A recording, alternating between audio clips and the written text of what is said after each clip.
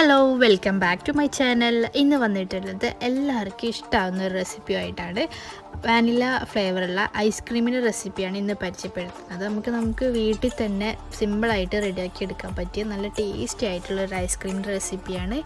അപ്പോൾ ഇത് ചിലർക്കൊക്കെ അറിയാമായിരിക്കും, അറിയാത്തവർക്ക് വേണ്ടിയിട്ടാണ് കാണിക്കുന്നത്. അപ്പോൾ വീഡിയോ സ്കിപ്പ് ചെയ്യാതെ കാണാം. സബ്സ്ക്രൈബ് ചെയ്യാത്തവരുണ്ടെങ്കിൽ ഒന്ന് സബ്സ്ക്രൈബ് ചെയ്യുക, എന്നിട്ട് തൊട്ടടുത്തുള്ള ബെൽ ബട്ടണിൽ ഓൾ എന്ന് പ്രസ് ചെയ്ത് വയ്ക്കാം. അപ്പോൾ ഞാൻ ഈ വീഡിയോസ് ഇടുമ്പോൾ അതിൻ്റെ നോട്ടിഫിക്കേഷനൊക്കെ ലഭിക്കും. അപ്പോൾ നമുക്ക് പെട്ടെന്ന് തന്നെ റെസിപ്പിയിലോട്ട് പോകാം. അപ്പോൾ ആദ്യം ഒരു സോസ് പാനിലോട്ട് ഞാൻ 3 ടേബിൾ സ്പൂൺ ഗോതമ്പ് പൊടി ചേർത്ത് കൊടുക്കുന്നുണ്ട്. എന്നിട്ട് അതിലോട്ട് ഏകദേശം ഒരു 1/4 കപ്പ് പാൽ കൂടി ചേർത്ത് കൊടുത്തിട്ട് നന്നായിട്ടൊന്ന് മിക്സ് ചെയ്തെടുക്കാം. നന്നായിട്ട് കട്ടയൊന്നുമില്ലാതെ മിക്സ് ചെയ്തെടുക്കണം. നന്നായിട്ട് മിക്സ് ചെയ്ത ശേഷം പിന്നെ ഇതിലോട്ട് 1 കപ്പ് പാൽ മുഴുവനായിട്ടും ചേർത്ത് കൊടുക്കാം. എന്നിട്ടിത് ഒന്നുകൂടെ ജസ്റ്റ് ഒന്ന് നന്നായിട്ട് മിക്സ് ചെയ്ത് കൊടുക്കാം. കട്ടയൊന്നും ഇല്ലാതെ മിക്സാക്കി എടുക്കാം. എന്നിട്ടിത് സ്റ്റൗവിൽ വെച്ചിട്ട് സ്റ്റവ് ഓൺ ആക്കിയിട്ട് ഒരു മീഡിയം ഫ്ലെയിമിലിട്ടിട്ട് നമുക്ക് ആദ്യം ഒന്ന് തിളപ്പിച്ചെടുക്കണം. അപ്പോൾ ഈ ഒരു സമയത്ത് തന്നെ ഇതിലോട്ട് മധുരത്തിന് ആവശ്യമായിട്ടുള്ള പഞ്ചസാര ചേർത്ത് കൊടുക്കാം. അപ്പോൾ ഞാനിവിടെ 1/2 കപ്പോളം ചേർത്തിട്ടുണ്ട്. ഇത് നമ്മൾ തണുപ്പിച്ചെടുക്കുന്ന സമയത്തൊക്കെ മധുരം കുറഞ്ഞു പോകാൻ പാടില്ല. എന്നിട്ടിത് നന്നായിട്ടൊന്ന് കുറുക്കിയെടുക്കണം. അപ്പോൾ ഈ ഒരു ലെവൽ വരെ നന്നായിട്ട് ക്രീമി ആവുന്ന വരെ കുറുക്കിയെടുക്കാം. ഇനി നമുക്കിത് ഫ്ലെയിം ഓഫ് ചെയ്തിട്ട് ഇതിലോട്ട് 1 ടീസ്പൂൺ വാനില എസൻസ് കൂടി ചേർത്തിട്ട് നന്നായിട്ടൊന്ന് മിക്സ് ചെയ്ത് കൊടുക്കാം. അപ്പോൾ വാനില എസൻസ് ചേർക്കുമ്പോൾ അത് നിങ്ങളുടെ ടേസ്റ്റിനനുസരിച്ചിട്ട് കൂട്ടും കുറക്കും ചെയ്യാം. അപ്പോൾ ഞാനിവിടെ 1 ടീസ്പൂണാണ് ചേർത്തിട്ടുള്ളത്. അപ്പോൾ നിങ്ങൾക്ക് കൂട്ടും ചെയ്യാം. എന്നിട്ട് ഇത് നന്നായിട്ട് മിക്സ് ചെയ്തിട്ട് ഒന്ന് ചൂടാറിയതിന് ശേഷം ഇതുപോലൊരു ട്രേയിലോട്ട് ഒഴിച്ചു കൊടുക്കാം. ഇതുപോലൊരു ട്രേ തന്നെ വേണമെന്നില്ല, പുഡിങ്ങിൻ്റെ ട്രേയിലോ അല്ലെങ്കിൽ ഒരു ബൗളിലോ ഒഴിച്ചു കൊടുക്കാം. എന്നിട്ട് ഇത് നന്നായിട്ട് ഒന്ന് ഫ്രിഡ്ജിൽ വെച്ചിട്ട് തണുപ്പിച്ചെടുക്കണം. ഫ്രിഡ്ജിൽ വെച്ച് തണുപ്പിച്ചെടുക്കുന്നില്ല എങ്കിൽ പുറത്തെണ്ണ വെച്ചിട്ട് നന്നായിട്ട് തണുപ്പിച്ചെടുക്കണം. ജസ്റ്റ് 1 മണിക്കൂറോ 2 മണിക്കൂറോ ഒന്ന് തണുപ്പിച്ചെടുക്കണം. അപ്പോൾ ഞാനിതൊന്ന് ജസ്റ്റ് ഒന്ന് ടാപ്പ് ചെയ്ത് കൊടുക്കുന്നുണ്ട്. എന്നിട്ട് ഇതൊന്ന് കവർ ചെയ്തിട്ട് ഫ്രീസറിൽ വയ്ക്കാം. 1 മണിക്കൂറോ 2 മണിക്കൂറോ വെച്ചിട്ട് ഒന്ന് തണുപ്പിച്ച് സെറ്റാക്കി എടുക്കാം.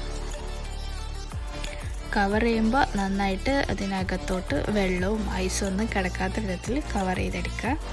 അപ്പോൾ ഞാനിവിടെ ഒരു 1.5 മണിക്കൂർ ഫ്രീസറിൽ വെച്ച് നന്നായിട്ട് തണുപ്പിച്ചെടുത്തിട്ടുണ്ട്. ഇതിപ്പോൾ കാണുമ്പോൾ ഒരു പുഡിങ്ങിൻ്റെ ഒക്കെ ടെക്സ്ചറിലാണ് ഉള്ളത്. ഇനി ഇതിലോട്ട് നമുക്ക് വേണ്ടത് 1/2 കപ്പ് വിപ്പിംഗ് ക്രീമാണ്. അതൊരു ബൗളിലോട്ട് ഇട്ട് കൊടുക്കാം. എന്നിട്ട് ഇത് നമുക്കൊന്ന് ബീറ്റ് ചെയ്തെടുക്കണം. അപ്പോൾ ഞാനിതൊരു ബീറ്റർ വെച്ചിട്ടാണ് ബീറ്റ് ചെയ്തെടുക്കുന്നത്. നിങ്ങൾക്കിത് ഹാൻഡ് വിസ്ക് വെച്ചിട്ടൊക്കെ ബീറ്റ് ചെയ്തെടുക്കാം.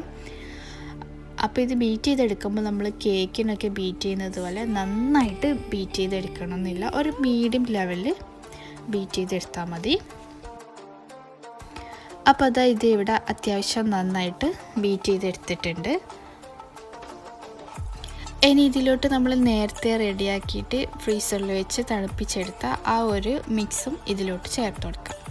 എന്നിട്ട് ഇത് നന്നായിട്ടൊന്ന് മൊത്തത്തിലൊന്ന് ഇളക്കി യോജിപ്പിച്ചെടുക്കുന്ന വിധത്തിലൊന്ന് ബീറ്റ് ചെയ്തെടുക്കാം. ഇനി നമുക്കിത് ഒരു സ്പൂൺ വെച്ചോ ഇതിൻ്റെ സൈഡിലുള്ളതൊക്കെ ഒന്ന് നന്നായിട്ട് മിക്സ് ചെയ്ത് കൊടുക്കാം.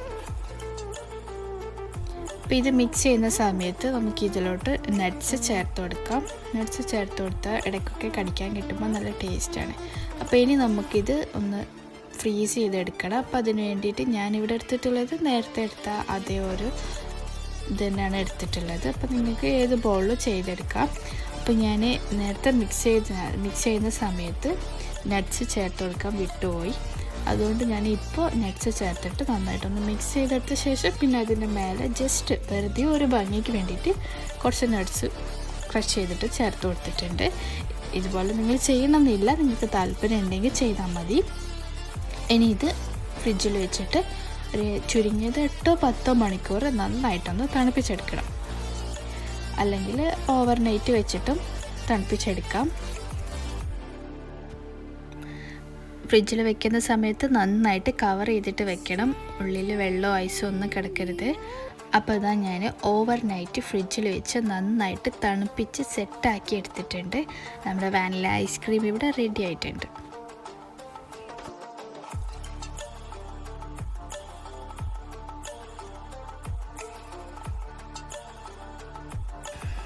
അപ്പോൾ അപ്പോൾ ഇതുപോലെ ട്രൈ ചെയ്ത് നോക്കാത്തവരും ഇതുവരെ ഐസ്ക്രീമിൻ്റെ റെസിപ്പീസ് ഒന്നും ട്രൈ ചെയ്യാത്തവരുണ്ടെങ്കിൽ ഇതുപോലെ ഒന്ന് ട്രൈ ചെയ്ത് നോക്കുക. നല്ല സിമ്പിളായിട്ടുള്ള അതുപോലെ തന്നെ നല്ല ടേസ്റ്റി ആയിട്ടുള്ള ഒരു ഐസ്ക്രീമിൻ്റെ റെസിപ്പിയാണിത്. അപ്പോൾ വീഡിയോ ഇഷ്ടമായിട്ടുണ്ടെങ്കിൽ ലൈക്ക് ചെയ്യുക, ഷെയർ ചെയ്യുക, സബ്സ്ക്രൈബ് ചെയ്യാത്തവരുണ്ടെങ്കിൽ ഒന്ന് സബ്സ്ക്രൈബ് ചെയ്യുക.